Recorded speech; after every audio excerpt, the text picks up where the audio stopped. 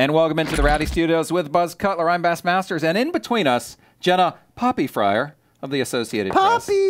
Puppies. You think you'll get called Poppy now by anybody else? No. We'll have to publicize this video widely so people can call you We're going Poppy. to get Gluck and Pockrass to start calling you Poppy. Okay. It's a pretty cool nickname. I mean, I liked it. Yeah. Well, let's talk about the chase, which is also cool, if I may segue. The chase is cool. After race I like one in Chicagoland, how's this thing shaping up in your mind with respect to the favorites? We were sitting here saying it almost cuts Jimmy Johnson's way. I know he ran out of gas, but he still finished 10th.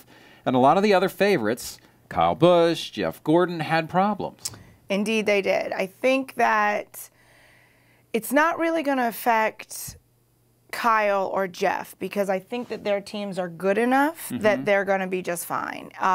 The key for Kyle is how mad is he. If you go back to 2008, the year that he'd won like 500 races, right? And went in as the points leader, he had the broken part at New Hampshire, and then blew up at Dover and said, "That's it, it's over." And that's how he raced for the remaining 8 weeks. So if he cannot do that again. But here's the thing about Kyle: the rap against him is great regular season, cracks under the pressure of the chase. I don't think that's true. He made mistakes at Chicago. He made a mistake. Okay, he made a mistake, but his team also made. His team screwed up a lot. Right. So is this sort of reinforce that thought about, well, he just can't handle the chase? I don't think he ever could not handle it. I don't think that's true. Especially when you look at the season you talked about. Well, he didn't break the part. He didn't blow the engine. Those two things were not his fault. And then I think his mindset was, I'm mathematically out of it, and maybe he quit.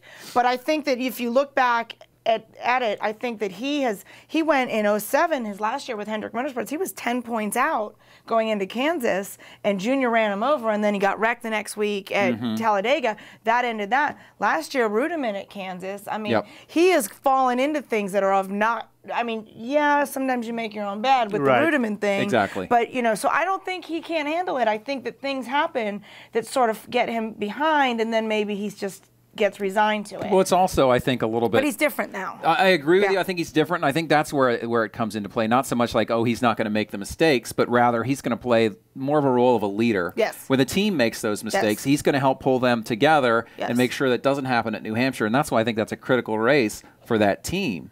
Because you have that bad start at Chicagoland. He's got to come back. He's got to come back, and the team has to come back. And the same with Jeff Gordon, but I think that the 24 team, especially the way they've raced the last month, I think that they're pretty fantastic right now, and I think that he'll write that just by... Pretty darn fantastic. Yeah, but I think they'll write that on their own just by being good. I think they're awesome. Actually. You do? Do you have a man crush? They're awesome. Is it Alan or is it Jeff that you like? Oh, Alan, no, he's too young for me. Here's the thing about Jeff Gordon, though. You know, he was my favorite to win the championship going into Chicago. Now he's what, 25 points back? Something like that. So it's not just that he has to make up that ground. He has to hope the guys in front of him, the Kevin Harvicks of the world, have some sort of problem, doesn't he? No, I don't think that Jeff Gordon has to hope. I don't think he's one that has to hope. I think he just needs to go and do. I mean, do what he needs to do and only worry about himself. Denny Hamlin has to hope. Oh, he's done. He needs to hope for about like 11 wrecks. Yeah, I mean, Denny Hamlin's got to hope for a lot of things, but I don't think. I think that Jeff Gordon, that the 24 team is good enough, and the way that they've been running, that they really just need to worry about themselves, and it'll play out. Denny's a guy. I think Matt Kenseth probably. That was a bummer for him. Because he really had to depend on those downforce racetracks, and he had the car. Yes, and he was very good. In position. Ran out of gas, and it's interesting that it hurt him far more than it hurt Jimmy Johnson. Well, that's the interesting thing too. If you go back to Jimmy, sorry to interrupt, but if you go back to Jimmy, sorry. Okay, I'm a little sorry. If you go back to Jimmy Johnson. You look at that first run, and I was on Twitter, and he was dropping back on the first run, and I said, I'm not worried. This sets up perfectly for him and Chad. You know, I know the racetrack didn't change that much with the rain, as many people thought it would, but still, you got to come in on that first stop, make the right adjustment. Well, gee, that's what they did. And he was in a race-winning car. He might not have won, but he was in a top-3 car easily. We don't know because he had to start conserving. Exactly. He had to stop racing. He had to stop racing. Kenseth and Stewart. Personally, I think without the fuel mileage thing, he was a guy I would pick to win that race. Yeah. Now he's going to New Hampshire. He can win there, certainly Dover. Yes, we know. I mean, this guy looks like he's back to where he always is. And I believe him when he says he doesn't feel like he's under pressure. I believe him too. He's got Got 5 in his pocket, man. What's pressure? You know, I asked him if he ever wore all 5 rings at once. This was actually a great story. And he says, no, I've never worn all 5 at once. And Bob Pockris, good friend of yours, says, where are you going to put the 6th? Oh, thanks, Bob. Say no more. And then it got uncomfortable. I assume this was not in the media center during a post-race press It was during a conference. media session, but it was not live stream. But yeah, That's so awesome. but I think that he's feeling great. I think that he knows that the odds are against him. That he's a realist. That math. He's not going to win everyone from He's here on not going to out. win everyone from here on out. And if he doesn't win, he knows he's going to have given everything, you know, going down fighting. So, but I don't know that these guys aren't going to win.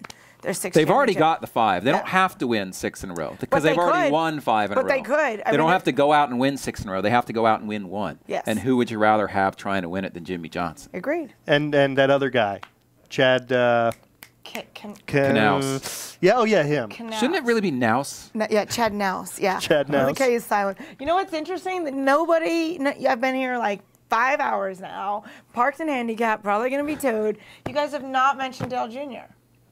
You know, that's true. That's true. Because we don't want to get all crazy about a 3rd place fuel mileage finish. Although I will say, he looked better. He looks like the Dale Jr. of the first 2-3 months of the year. He was going to finish top 10 regardless. Yes, he was going to run 6. Okay, but is finishing top 10 consistently enough to win you a championship in this chase? It can be. But if you're Dale Jr., you just don't have the set of racetracks where you're going to come out and be as consistent as you need to be. These are good tracks for him. These are good tracks for him. He says it. I went back. I looked at the numbers. He's got good New Hampshire numbers. These are good tracks for him. Well, New Hampshire, yes. It's like Richmond. Dover's good. Phoenix. Is he really that good at Dover? He won there with the flag after 9/11. Come on. Dude, that was like 2001. But he's got to win there. Junior's big. You know what we're going to do? We're going to get our amp jacket down and let you wear it. You can wear it. Chill for Junior. Profess your love. All I want to say about Junior, all I want to say is his only issue is confidence. And if he believes that these remaining 9 tracks are good tracks for him, if he can get it in his head that they can run well and do well, then I think he can run well and do well. Okay. And the Chicagoland run has to give him confidence. And if he's still in it, come Talladega, Yeah. I fully expect that he will win there. Okay, Dale Earnhardt Jr. Turn the You're world good on enough. fire. You're good enough. Yes, You're you are. smart enough. Yes, you are. And gosh darn it, Poppy likes you. Wow. Don't you want to come back for more? Yeah, it's such a good time here. I'm going to move in. My car's going to be towed out of the handicap spot. Well, we'll make up a bet over We'll put there. a cot in Pockrass's cubicle. All right, for Jenna Fryer and Buzz Cutler, I'm Bass Masters. We'll see you next time. We'll see you down the road from the Rowdy Studios. Peace out, yo. Rowdy.com.